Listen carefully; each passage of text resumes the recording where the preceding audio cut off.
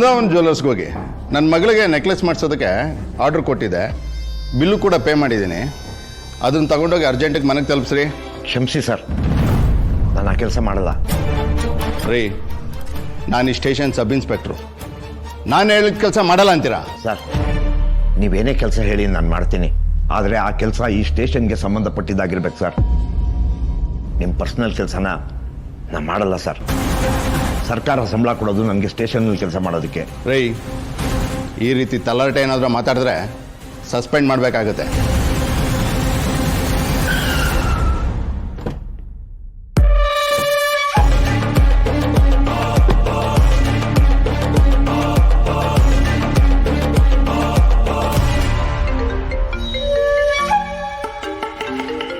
Okay, ಒಂದು important call ಇದೆ, ನೀವು ಹೋಗಿ ಬರ್ತೀನಿ.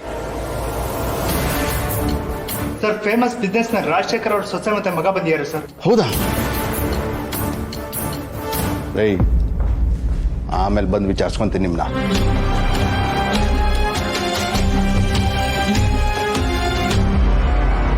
ಮೇಡಮ್ ನಮಸ್ತೆ. ಸರ್ ನಮಸ್ತೆ. ಮೇಡಮ್ ಬನ್ನಿ, ಪ್ಲೀಸ್ ಕಮ್. ಮೇಡಮ್, ನೀವೇನು ಇಷ್ಟು ದೂರ ಹೇಳಿ ಕಳಿಸಿದ್ರೆ ನಾನೇ ಬರ್ತಿದ್ನಲ್ಲ. ಅದು ಜೈರಾಮ ಈ ನಡುವೆ ಸಿಕ್ಕಾಪಟ್ಟೆ ಜಾಸ್ತಿ ಆಗೋಗಿದೆ ಅವನು. ಮೇಡಮ್ ಕೂತ್ಕೊಳ್ಳಿ. ಆ ಇಡಿಯಟ್ನ ಸಸ್ಪೆಂಡ್ ಮಾಡ್ಬೇಕು ಅನ್ಕೊಂಡಿದ್ದೀನಿ. Mind your tongue. ಅವರು ವಯಸ್ಸಲ್ಲಿ ನಿಮ್ಗಿಂತ ದೊಡ್ಡವರು. ಮರ್ಯಾದೆ ಕೊಟ್ಟು ಮಾತಾಡೋದನ್ನ ಕಲೀರಿ. ಈಗ ಅವ್ರು ಹೇಳಿದ್ದಾರೆ. ರೀ ಜಯರಾಮ್, ಬನ್ರಿ ಇಲ್ಲಿ.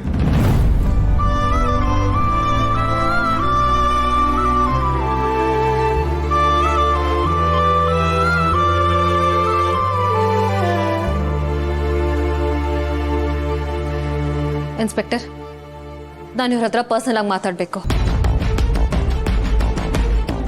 Madam, don't mind. ರೀ ಎಲ್ಲ ಬನ್ರಿ.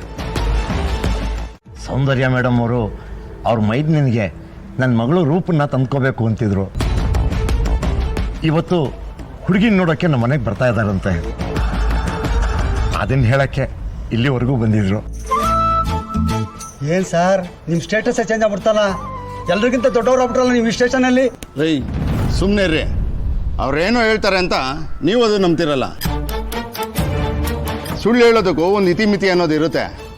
ಅಂತ ಶ್ರೀಮಂತರಿಗೆ ತಲೆ ಕೆಟ್ಟಿದೇನ್ರಿ? ನಾನು ಯಾತಕ್ಕೆ ಸರ್ ಸುಳ್ಳು ಹೇಳಿ? ಇನ್ನು 2 ಗಂಟೆ ಬಿಟ್ಟು ಹುಡುಗಿ ನೋಡೋಕೆ ಬರ್ತಾರಂತೆ ಸರ್.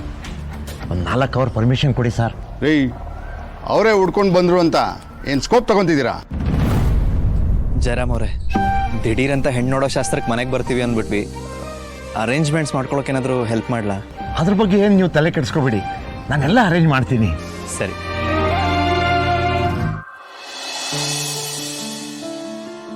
ಅದು ನಿಮ್ಗೇನು ಅಭ್ಯಂತರ ಇಲ್ಲ ಅಂದರೆ ನಿಮ್ಮನ್ನ ಮಾವ ಅಂತ ಕರಿಬೋದಾ? ನಂದೇನು ಅಭ್ಯಂತರ ಇಲ್ಲ. ಥ್ಯಾಂಕ್ಸ್ ಮಾವ. ಸರ್, ಪರ್ಮಿಷನ್ ಸಿಗುತ್ತಾ? ಅರೆ, ನಾನು ಯಾವಾಗ ಪರ್ಮಿಷನ್ ಕೊಡಲ್ಲ ಅಂದೆ ಜಯರಾಮ? ನೋಡಿ, ನಿಮ್ಮ ಮಗಳು ಮದುವೆ ಅಂದರೆ ನನ್ನ ಮಗಳು ಮದುವೆ ಇದ್ದಂಗೆ. ನಿಮ್ಮ ಮಗಳು ಮದುವೆಗೆ ಏನಾದರೂ ಸಹಾಯ ಬೇಕಿದ್ರೆ ಹೇಳಿ, ನಾನು ಮಾಡ್ತೀನಿ. Thank you sir. ಹೋಗಿ ಬನ್ನಿ. ಮನೆಗೆ ಡ್ರಾಪ್ ಮಾಡ್ತೀನಿ, ಬನ್ನಿ ಮಾವ. ಬೇಡ, ನನ್ನ ಪಾಡಿಗೆ ನಾ ಹೊರಡ್ತೀನಿ. ನೀವೆಲ್ಲ ನಮ್ಮ ಮನೆಗೆ ಬರ್ತಿರೋದೇ ನನ್ನ ಪುಣ್ಯ.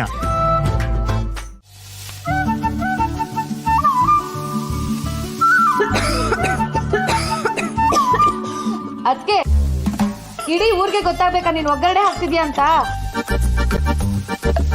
ಮೆಣಸಿನ್ಕಾಯಿ ಮೊದ್ಲು ಹಾಕ್ಬಿಟ್ಟೆ ಒಗ್ಗರಣೆಗೆ. ಅಲ್ಲಿ ಕೂತ್ಕೊಂಡು ಮಾತಾಡೋ ಬದ್ಲು ಇಲ್ಲಿ ಬಂದು ಕೆಲಸ ಮಾಡಿ ಬರ್ತೀನಿ.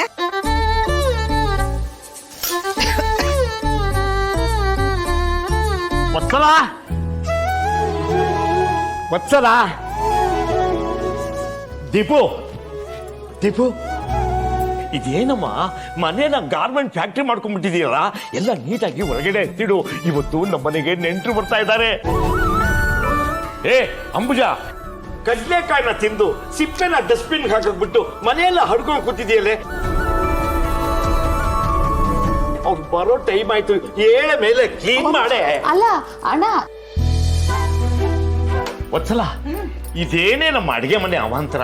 ನಮ್ ಕಳಸ ಮಾರ್ಕೆಟು ಇದಕ್ಕಿಂತ ತುಂಬಾ ನೀಟಾಗಿದೆ ಕಣೆ. ಮೊದ್ಲು ಎಲ್ಲ ಕ್ಲೀನ್ ಮಾಡ್ಕೊಳ್ಳೆ. ಅಯ್ಯಯ್ಯ, ಹೋಮ ಮಾಡುವಾಗ ಹೊಗೆ ಬರಬಾರ್ದು ಅಂದ್ರೆ ಹೇಗ್ರಿ? ಹೌದು, ಯಾಕೆ ಇಷ್ಟೊಂದು ಗಡಿಬಿಡಿ? ಶುಭ ಸಮಾಚಾರ ಕಣೆ. ದೇವ್ರಿಗೆ ಹೋಗಿ ತುಪ್ಪ ದೀಪ ಹಚ್ಚು. ದೇವರು ನಿನ್ ಪ್ರಾರ್ಥನೆನ ಕೇಳಿಸ್ಕೊಂಡು ಫಲ ಕೊಟ್ಬಿಟ್ಟ.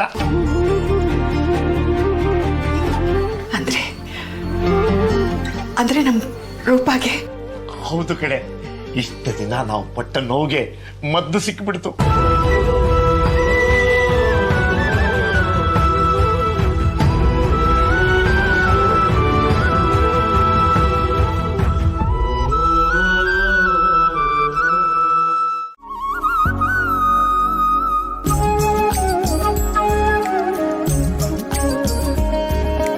ಗಂಡ್ಯಾರಣ ಎಲ್ಲಿ ಯಾವ ಊರು? ಒಂದ್ ನಿಮಿಷ ಇರು.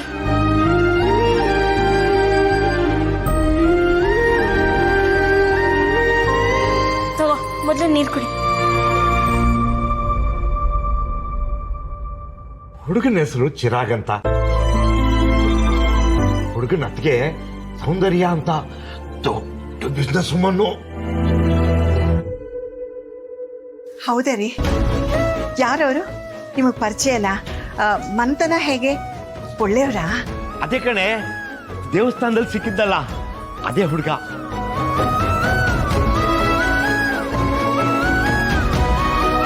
ತುಂಬಾ ಒಳ್ಳೆ ಜನ. ಶ್ರೀಮಂತರು ಅಂದ್ರೆ ಮನಸ್ಸು ಮನೆ ಎಲ್ಲ ಶ್ರೀಮಂತಿಕೆಯಿಂದ ತುಂಬಿ ತುಳುಕ್ತಾ ಇದೆ. ಕೋಟಿ ಕೋಟಿ ಕಾಲ್ ಮುರ್ಕೊಂಡು ಮನೆಯಲ್ಲೇ ಕೂತಿದ್ರು ಒಂದು ಚೂರು ಅಹಂಕಾರ ಇಲ್ಲ ಗೊತ್ತಾ?